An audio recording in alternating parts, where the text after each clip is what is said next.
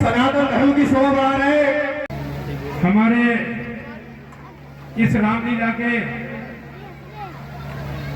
मुख्य अतिथि पूर्व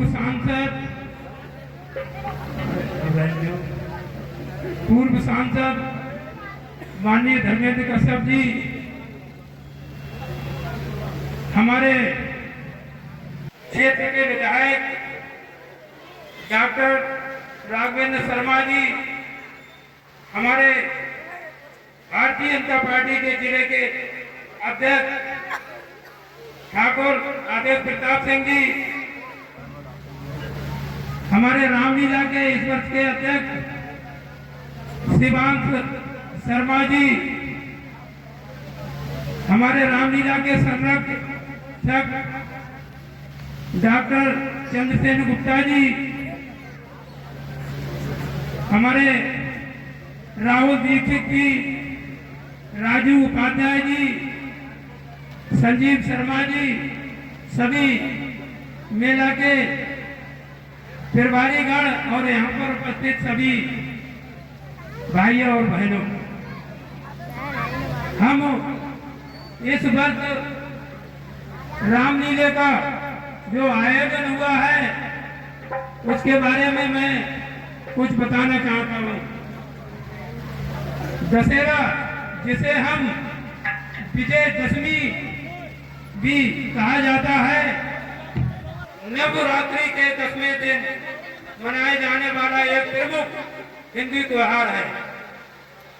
ये भगवान राम द्वारा राक्षस राजा रावण पर विजय का स्मरण करता है, जो बुराई पर अच्छाई की जीत का प्रतीक है। रामायण में आध्यात्मिक अपराधी रावण को ईश्वरीय न्याय मिला था, क्योंकि भगवान राम ने विजय दशमी की शुभ तिथि पर धर्म की पुनः स्थापना के लिए उसका वध किया था। क्योंकि इस हिंदू कैलेंडर की तिथि पर रावण का दशासन, जिसका अर्थ है 10 सिर वाला, पराजित हुआ था। इस दिन को दशहरा के रूप में मनाया जाता है। बुराई का नाश है, शुभ का आवाज हो, राम बसे आपके मन में, रावण कभी ना आपके आसपास हो। दशहरा एक उम्मीद जगाता है, बुराई की अंत की याद दिलाता है। राम की तरह आप भी पाए अच्छाई, रावण जलाओ बुराई का होता है विनाश। जब तक इंसान प्रभु राम के पथ पर चलेगा, हृदय से धारणा करे प्रभु श्री राम का नाम, अधर्म पर धर्म की विजय हो। इसी के साथ ही मैं अपनी बात समाप्त करता हूँ।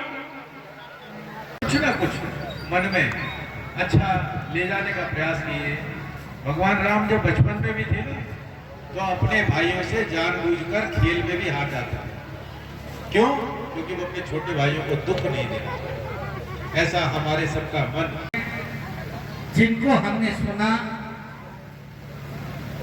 इसी विशारद के रहने वाले परम आदरणीय स्वामी महेशानंद गिरी महाराज जी, जो पूरे देश धर्म की ध्वजा को ले जाकर के सनातन का प्रचार और प्रसार करने का काम कर रहे हैं, मैं उनके चरणों में वंदन अभिनंदन करता। हमारे बीच बहुत ही जुझारू कर्मठ जिलाध्यक्ष भाई आदेश प्रताप जी, अभी आप जिनको सुन रहे थे, इस पृथ्वी चैनपुर के बहुत ही जनप्रिय विधायक आदरणीय डॉक्टर राघवेंद्र शर्मा जी, इस मेला कमेटी के अध्यक्ष किधर चले गए, हमारे शिवांशु शर्मा जी, बहुत ही नौजवान अध्यक्ष हैं भाई शिवांशु जी।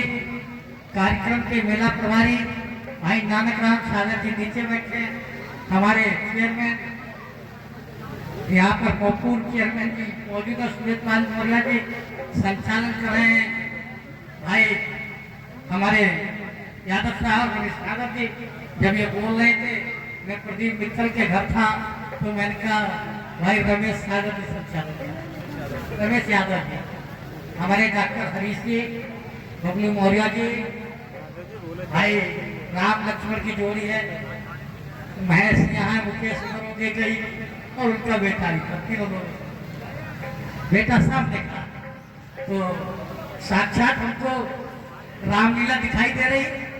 भाई भानु जी, राजू यादव जी, नकुल गोस्वामी जी, जरा राजू पीछे हो जाओ, धर्मेंद्र मौर्य जी, हमारे मिश्रा जी, राधे श्याम साहू जी, हमारे जिले के मंत्री आदरणीय पंडित जी, हमारे प्रदीप मित्तल जी, राजू उपाध्याय जी, ऋषभ जी, हमारे नौहारा नूरपुर के प्रधान भाई देवीदास मोदी जी, रामचंद्र साहू जी, हमारे राजेंद्र साहू जी, मैं दीनदयाल बाबा जी को भी देख रहा था, देखिए बैठे आदरणीय दीनदयाल बाबा जी, मुरल लाल जी, हमारे बाल गोविंद गोस्वामी जी, नाम तो मैं लगभग बच्चा तो पढ़ा नहीं है ना, बहुत ले सकता हूँ।